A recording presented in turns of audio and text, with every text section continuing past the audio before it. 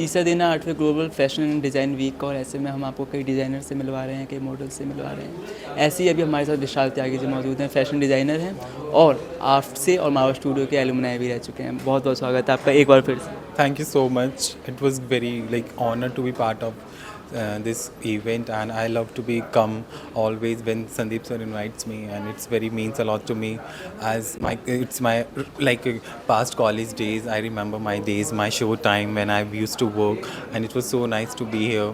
And thank you so much Sandeep sir, as always they invites me here, so it's been a lot to me. विशाल, आप काफ़ी समय से मावा studio के साथ जुड़े हुए हैं, तो क्या चेंजेस देखे आपने इन फेस्ट में पहले से अब तक? या मेरे टाइम से और अब में तो it's a very nice changes I have seen, and as in terms of student work, in terms of hospitality, and in terms of everything, it was a very nice when I was here and till now.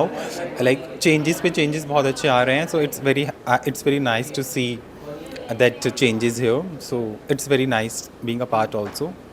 तो विशाल, जो fashion industry में आना चाहते हैं, जो designing industry में जाना चाहते हैं, तो उनके लिए सबसे ज़्यादा बड़ी दिक्कत आती है कि जो आपने पन्ने पर उतार दिया है उसको प्रैक्टिकली भी फिर उतारना है, तो क्या डिफ़िकल्टीज़ आती हैं और क्या सॉल्यूशंस हो सकते हैं? डिफ़िकल्टीज़ तो कुछ नहीं आती, जो हम यहाँ पे करते हैं वो फिर हम इंडस्ट्री में उसको हम थोड़ा बड़े प्लेटफॉर्म पे हम उसको प्रेजेंट करते हैं. सो डिफ़िकल्टीज़ तो नहीं कह सकते, but it's kind of a growth period we can say, जो हमारा एक जर्नी पीरियड होता है स्टूडेंट से लेके फिर इंडस्ट्री में काम करना. So it's always similar, but थोड़ा चेंजेस एज इन थोड़ा वो लार्ज स्केल पे काम होता है. सो वहाँ पे they see everything in detail. So changes आते हैं, but everything is in our hand कि हमारे हाथ में क्या है. We should always give our best, do our best, so that's important to be there. एक क्राइसिस मैनेजमेंट की भी अगर मैं बात करूं, क्योंकि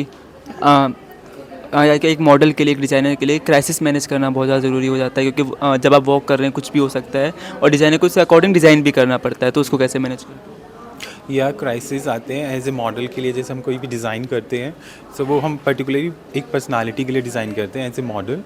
उसको हम नॉर्मल इंसान जैसे नॉर्मल होता है वो उसको कैरी नहीं कर सकता, बट जब हम एज ए डिज़ाइनर अपना कॉस्ट्यूम्स के ऊपर काम करते हैं, सो वो हम एक क्लाइंटेज होता है. एक या तो हम पर्टिकुलर मॉडल्स के लिए काम करते हैं या पर्टिकुलर क्लाइंट्स के लिए काम करते हैं. सो इसमें भी डिफरेंट वेरिएशंस हैं, तो उसके अकॉर्डिंग हम गारमेंट्स बनाते हैं. मॉडल्स के लिए डिफरेंट वे होता है प्रेजेंट करने का, और नॉर्मल क्लाइंट्स के लिए अलग प्रेजेंट वे होता है प्रेजेंट करने का. That's. Thank you so much हमें समय देने के लिए. Thank you so much. Thank you so much. चलिए आगे मैं आपको और भी गेस्ट से मिलवाऊंगा, जब तक देखते रहिए आप 24/7 नोएडा.